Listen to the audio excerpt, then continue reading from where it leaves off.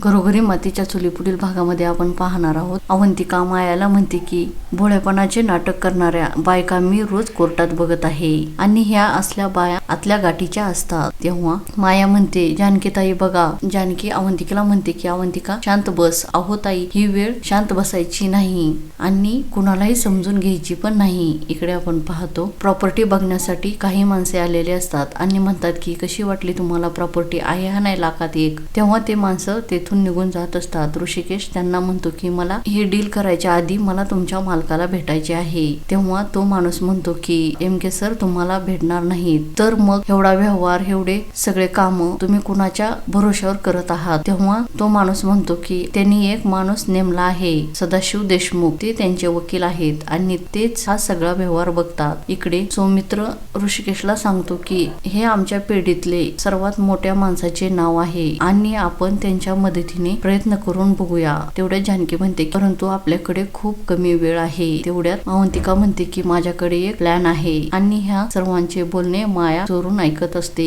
पुढील भागामध्ये आपण पाहणार आहोत मायाचा खरा चेहरा जानकीला समजेल का, हे पाहणे खूपच मनोरंजक आहे. घरोघरी मातीच्या चुली या मालिकेची डेली अपडेट पाहण्यासाठी आमच्या चॅनेल लाईक करा, शेअर करा आणि सबस्क्राईब करायला विसरू नका.